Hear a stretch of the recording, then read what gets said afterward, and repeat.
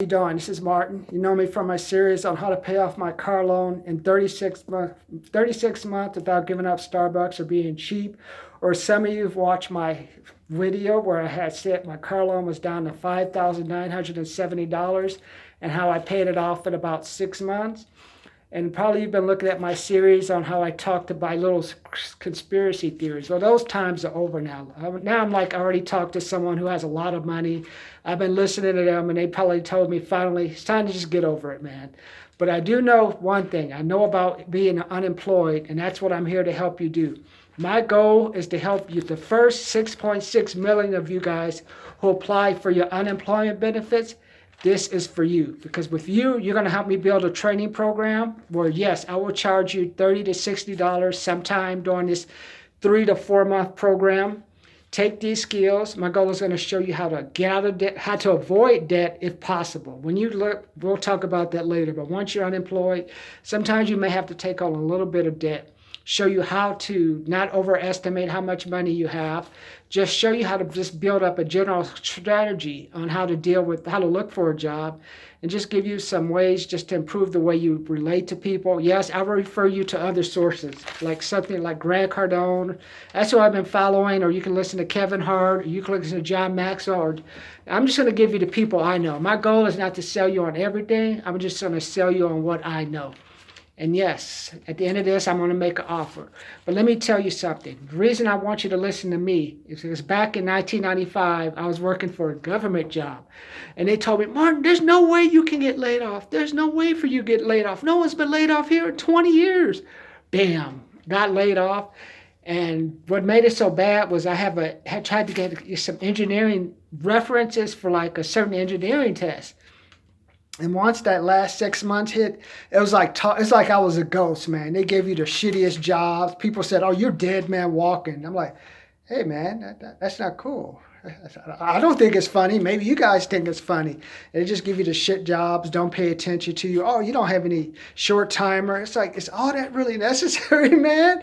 And it was also a recession going on too. So I'm like, I'm bad enough. I'm out of work. I need all these certifications for the test. And then I got to go to work, and they say, oh, we don't want to give you anything important because you won't be around for a while. So no way you can really build up your skills. So it gets embarrassing. I'll talk about that now. But let me get started. 3 things you must avoid before your unemployment checks. Number 1, before your unemployment check comes. That was smart. You guys went out and got the unemployment check started, because you know what? It don't happen overnight. It may take you 1 to 3 weeks. Don't let them fool you.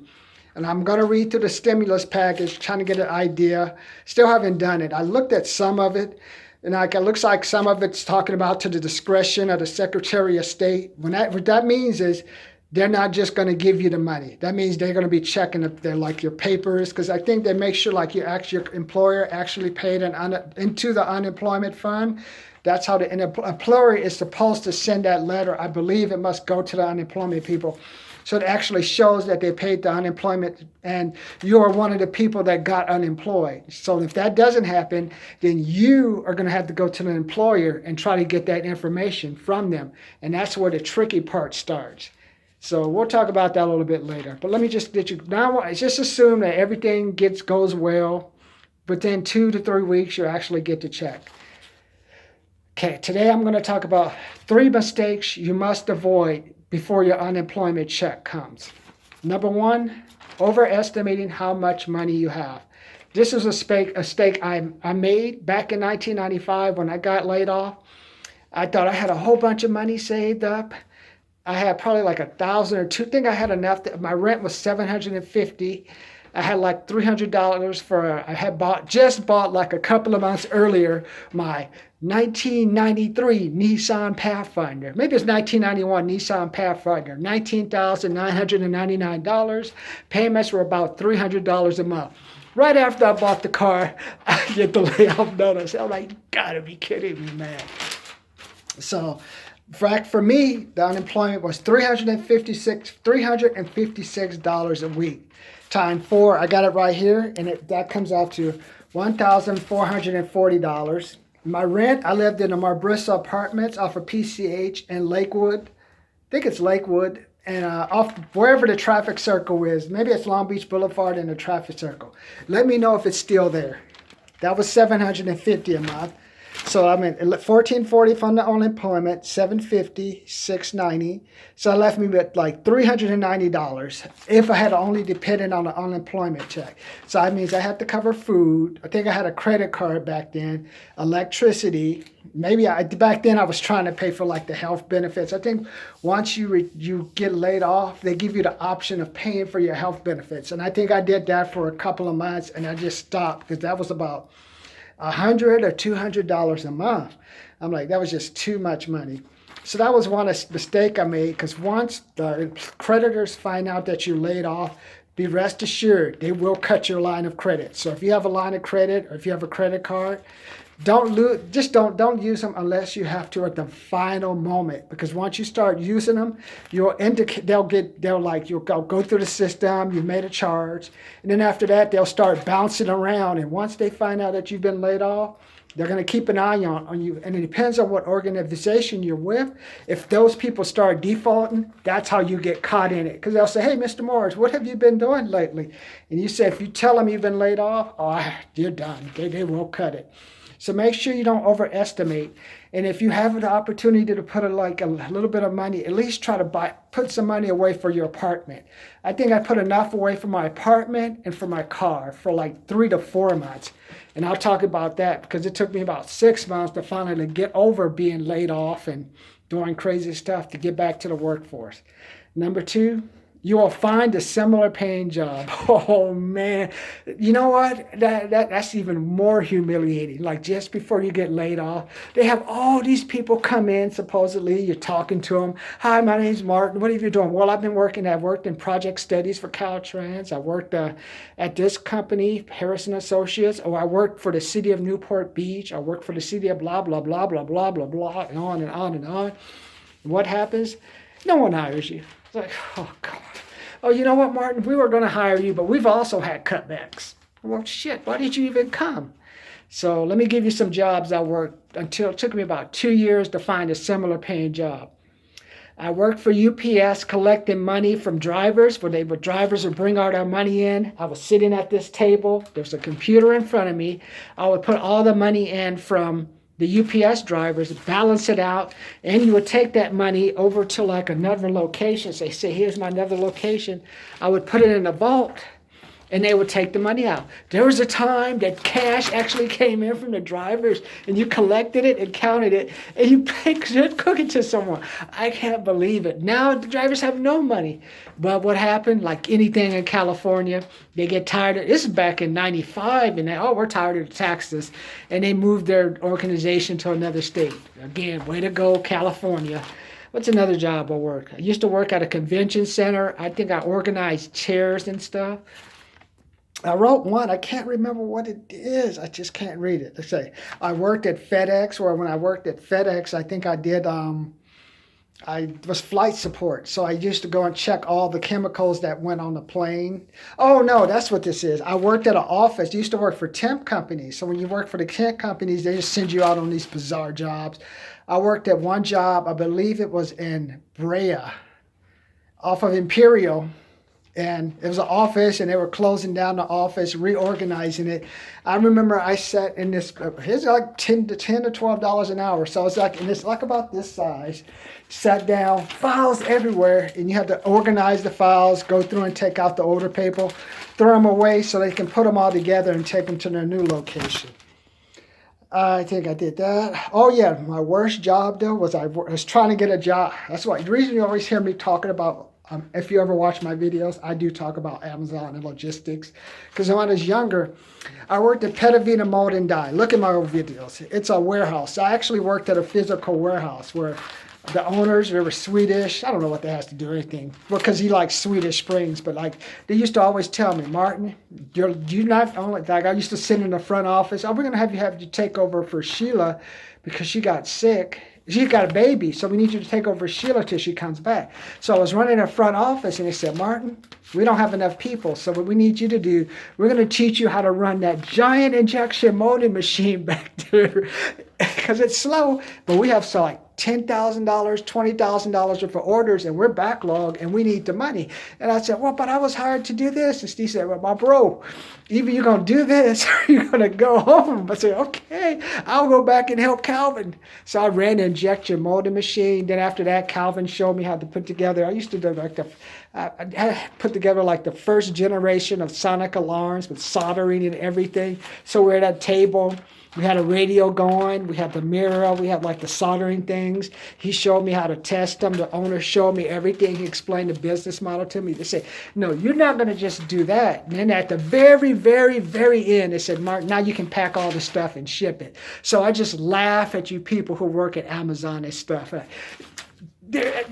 What you guys do in a day, I did in hours. And I ran the whole damn thing. So that's why I say, if any place that they're going to have employment layoffs, trust me, it'll be them. It was like a 15,000 square foot warehouse. I don't know. It's on Avalon, off of Prairie, El Segundo, off of Prairie Avenue and Gardena. So somebody let me know exact size. But it was a big building. It was only 3 of us working, and we're bringing in either like 100,000, 200,000 every couple of weeks. So don't think you're going to get a similar play. I don't know where I was going with that, but just don't think you're going to get a similar playing job. Like the worst job I had during that time was when I worked, but getting back to logistics, now I'll tell my worst job. I worked at a place, I think it was Old Dominion Freight or Consolidated Freights. It was raining, and I was have to take these boxes off these giant trucks, conveyor belt. I cried, man. I swear I cried that day. Before I left, I said, I got to do something. I'll go sell drugs, man, because this ain't going to work. I saw these boxes coming off these big semi things, and I got to move them. They're like fucking heavy. I'm like, shit, man. It's like, this is back in 95, and my friend used to tell me how he used to throw this shit around. I said, we had a summer job a couple of years ago. I was like, man, bro, I can't do it anymore, man. So I cried. So like, then I took out other sales job.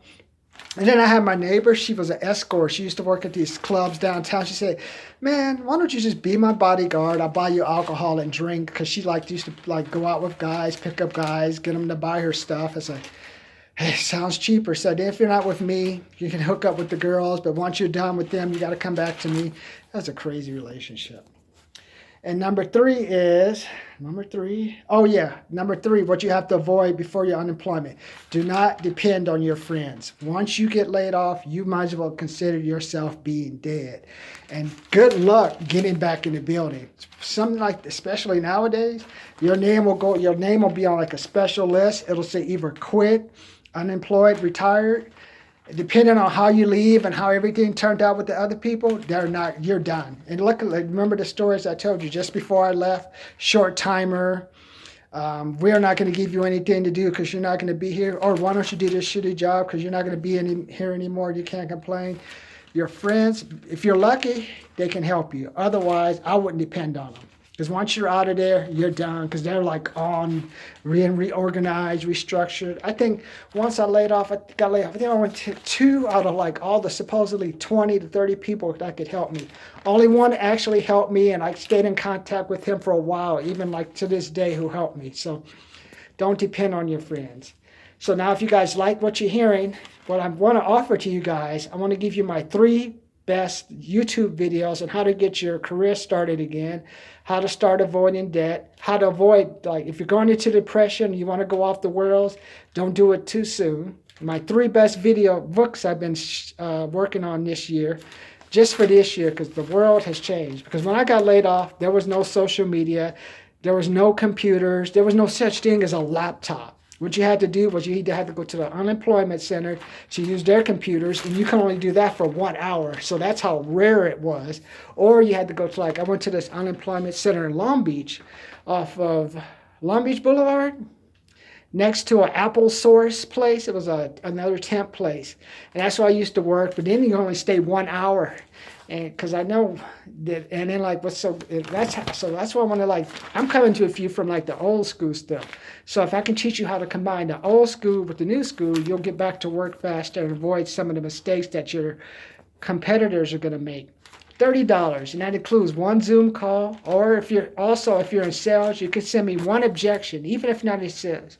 Send me one objection you keep getting. That's all for $30. Send that to P.O. Box 540, San Bernardino, California, 92402. Make that check out to Martin Morris. Martin Morris, P.O. Box 540, San Bernardino, California, 92402. Yes, I want to check because I want to teach you how to float. Because once you get laid off, you don't want to use your credit unless it's the last thing you have to do. So if you know you have some money coming in, put that check in. If you can go 48 hours, do it. That's why I want you to do this. So when I put your check in and you said, Martin, I'm going to get that money. I'm going to get that money, bro. I'm going to hook you up.